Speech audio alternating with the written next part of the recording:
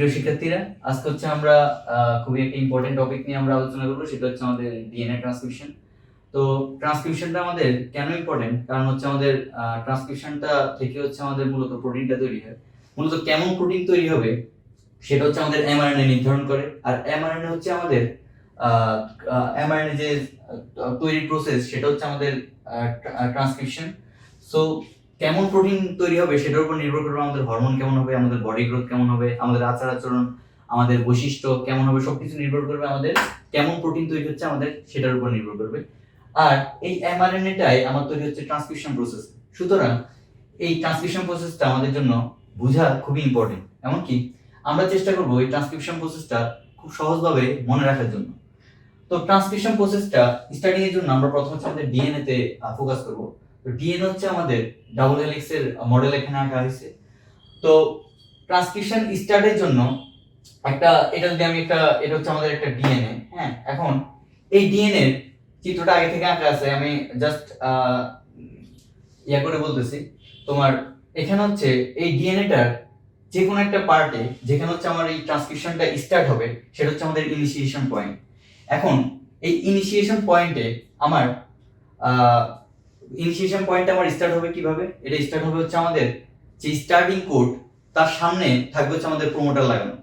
এখন এই প্রোমোটারের মধ্যে এসে বাইন্ড করবে হচ্ছে আমাদের আরএনএ পলিমারেজ, আর সেখানে আমার কাজ করবে হচ্ছে ট্রান্সক্রিপশন ফ্যাক্টর।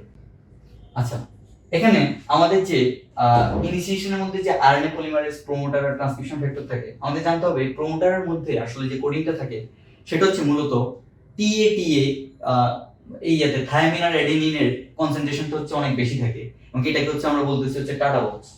এখন তার মানে হচ্ছে আমাদের একটা ইনিশিয়েশনের জন্য আমার তিনটা জিনিসের আমার কম্বিনেশন খুব জরুরি। সেটা হচ্ছে আমাদের আরএনএ পলিমারেজ, প্রোমোটার আর হচ্ছে ট্রান্সক্রিপশন ফ্যাক্টর। এখন এখানে আরএনএ পলিমারেজটা আমরা এইটুকুর মধ্যে আঁকলাম, এটা হচ্ছে আমাদের আরএনএ পলিমারেজ। এই যে গোল দেওয়া যেটা, সেটা হচ্ছে আমাদের আরএনএ পলিমারেজ। কারণ আরএনএ পলিমারেজের অংশটুকুর মধ্যে আমার মূল ট্রান্সক্রিপশনটা আমাদের হয়ে থাকে। এখন তো যখন আমাদের আরএনএ পলিমারেজটা হচ্ছে প্রোমোটারের মধ্যে বাইন্ড করবে, আর হচ্ছে ট্রান্সক্রিপশন ফ্যাক্টর সেখানে যখন অ্যাড হবে, তখন হচ্ছে বা ট্রান্সক্রিপশন ফ্যাক্টরের সাথে যখন অ্যাড হবে, তখন হচ্ছে আমাদের এখানে যে ডাবল হেলিক্স সেটা হচ্ছে খুলে যাবে।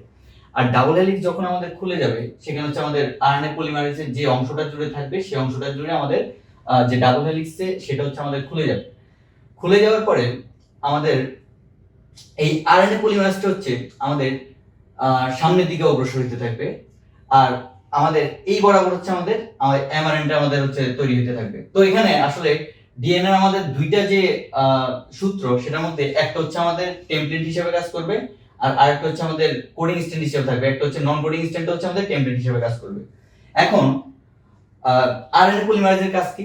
আমরা জানি ডিএনএ পলিমারেজ হচ্ছে ডিএনএ তৈরির জন্য যে সকল উপাদান বা কাঁচামাল সেগুলো সরবরাহ করে, আর আরএনএ পলিমারেজ হচ্ছে আরএনএ তৈরির জন্য যে সকল উপাদান সেগুলো হচ্ছে আমাদের সরবরাহ করবে।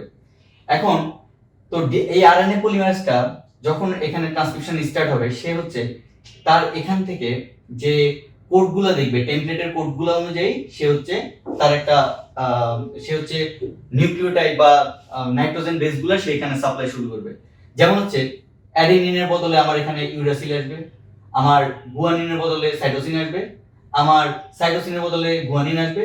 একটা পরিপূরক হিসেবে আমাদের নাইট্রোজেন বেসগুলো আসবে। তবে মনে রাখতে হবে আমার আরএনএ এর মধ্যে থায়ামিন আসবে না। যেমন ডিএনএ এর ক্ষেত্রে আমার অ্যাডেনিনের বদলে থায়ামিন আসতো, বাট এই ক্ষেত্রে আমাদের অ্যাডেনিনের বদলে আসবে ইউরাসিল। তো এখানে আমাদের টেমপ্লেটটা হচ্ছে আমাদের 3 to 5। সো আমাদের যে নতুন যে এমআরএনএটা ক্রিয়েট হবে, সেটা হচ্ছে আমাদের 5 to 3 তে হবে। আচ্ছা, এখন তার মানে আমাদের আস্তে আস্তে আমাদের যে আরএনএ পলিমারেজ, সেটা আমাদের সামনের দিকে অগ্রসর হতে থাকবে, আর আমাদের এই দিক বরাবর আমাদের হচ্ছে একটা এমআরএনএ তৈরি হতে থাকবে। এখন এটা কতক্ষণ পর্যন্ত চলবে আসলে? তো এটা হচ্ছে এই ডিএনএ এর মধ্যেই একটা জায়গা হচ্ছে টার্মিনেশনের কোডগুলো থাকে। এমনকি এই পুরো প্রসেসটা, এই যে RNA polymerase, promoter, transcription factor, এই সবগুলো জিনিস নিয়ে সে যখন সামনের দিকে অগ্রসর হচ্ছে, তখন হচ্ছে টার্মিনেটিং যে কোড, সে যখন সেটা পেয়ে যাবে, তখন হচ্ছে সে ট্রান্সক্রিপশনটা অফ করে দিবে। এই যে আমাদের যে ট্রান্সক্রিপশন প্রসেসটা, সেটা আমাদের স্টপ হবে কখন? যখন হচ্ছে আমাদের টেমপ্লেটে অনেকগুলা অ্যাডেনিন থাকে।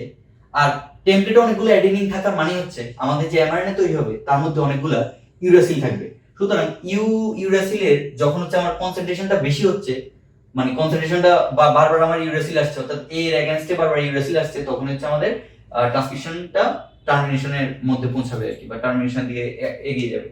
ট্রান্সক্রিপশনটা অফ করে দিয়ে সে হচ্ছে তো আমাদের নির্ধারিত আমরা যে প্রি এমআরএনএ আমরা সেটা পেয়ে যাব। এখন এখানে হচ্ছে ট্রান্সক্রিপশনের প্রসেসে আমরা হচ্ছে এমআরএনএ পাচ্ছি। আসলে আরএনএ হচ্ছে আমাদের 4 রকমের আরএনএ আছে আমাদের, এমআরএনএ, টিআরএনএ, ট্রান্সফার আরএনএ যেটাকে বলে, তারপর রাইবোজোমাল আরএনএ আছে, স্মল নিউক্লিয়ার আরএনএ আরেকটা আছে।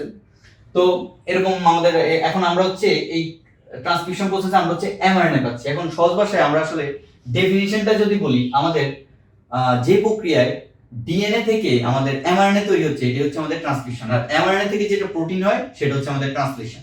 আর এই ফুল প্রসেসটাকে আমাদের বলা হচ্ছে সেন্ট্রাল ডগমা। তো আমরা এখন ওই ট্রান্সলেশনে যাচ্ছি না, আমরা হচ্ছে এই পর্যায়ে এসে আমরা হচ্ছে প্রি এমআরএনএ পর্যন্ত পেয়েছি। এখন এই প্রি এমআরএনএ যেটা, সেটা হচ্ছে আমাদের এটাকে আমরা বলতে পারি ইম্যাচিউর বা নাবালক বলতে পারি। তো এটা হচ্ছে আমাদের সাবালক বানাইতে হবে, নাহলে হচ্ছে কি করতে পারবে না, কাজ করতে পারবে না। এবং কাজ করার জন্য তাকে হচ্ছে ম্যাচিউরড এমআরএনএ হতে হবে। এখন এই প্রি এমআরএনএটা প্রথম হচ্ছে সে হচ্ছে তার কিছু এখানে কিছু তার মধ্যে মডিফিকেশন হবে, যেমন তার মধ্যে হচ্ছে অ্যাডিনিনের টেইল যুক্ত হবে, এটা বলে টেইলিং। গুয়ানিনের হচ্ছে তাদের মধ্যে গুয়ানিনের হচ্ছে তার ক্যাপ তৈরি হবে, মানে সামনের পোরশনে 5 প্রান্তের মধ্যে আমার হচ্ছে গুয়ানিনটা যুক্ত হবে 7টা, সেটা হচ্ছে আমাদের ক্যাপিং বলে। আর এখানে হচ্ছে 50 থেকে 150টা অ্যাডিনিন আমার যুক্ত হবে, সেটা হচ্ছে আমাদের টেলিং করবে। হ্যাঁ, আচ্ছা। এখন এই প্রি এমআরএনএর মধ্যে আমার কোডিং পার্টও থাকে, নন কোডিং পার্টও থাকে। এখন কোডিং পার্টটা কি? কোডিং পার্টটা হচ্ছে যেটা হচ্ছে আমাদের প্রোটিন তৈরির জন্য যে কোডগুলা, সেই কোডগুলো হচ্ছে কোডিং পার্টটার মধ্যে থাকে। এখন নন কোডিং পার্টটা আসলে আমাদের কাজ নাই, সুতরাং এটা হচ্ছে আমাদের বাদ দিতে হবে। এখন আমরা তো বাদ দিব না, বাদ দিব হচ্ছে আমাদেরকে স্প্লাইসিং প্রক্রিয়ায়। যে প্রক্রিয়ায় আমার এমআরএনএ থেকে নন কোডিং পার্টগুলো বাদ হবে সেটা হচ্ছে আমাদের স্প্লাইসিং। কোডিং পার্টগুলোকে বলে হচ্ছে আমার এক্সন, আর নন কোডিং পার্টগুলোকে আমার বলে হচ্ছে ইন্ট্রন। এখন আমরা হচ্ছে ইন্ট্রন পার্টগুলোকে ডিলিট করব। তো ইন্ট্রন পার্টগুলো ডিলিট করতে হইলে এটা হচ্ছে স্প্লাইসিং প্রক্রিয়া হবে। আর স্প্লাইসিং করা হচ্ছে মূলত স্প্লাইসোসোমের মাধ্যমে হচ্ছে আমাদের স্প্লাইসিংটা হয়। এখন স্প্লাইসোসোমটা কি? এটা জাস্ট একটা কমপ্লেক্স যেটা হচ্ছে আমাদের প্রি এমআরএনএ আর হচ্ছে স্মল নিউক্লিয়ার রাইবোনিউক্লিওপ্রোটিনস, এই দুইটা সমন্বয়ে একটা কমপ্লেক্স যে হচ্ছে আমার স্প্লাইসিংটা করবে। প্রত্যেক ইউক্যারিওটের ক্ষেত্রে এটা হয়। এখন এই স্প্লাইসিং এর মাধ্যমে আমার এই যে এই পার্টগুলোর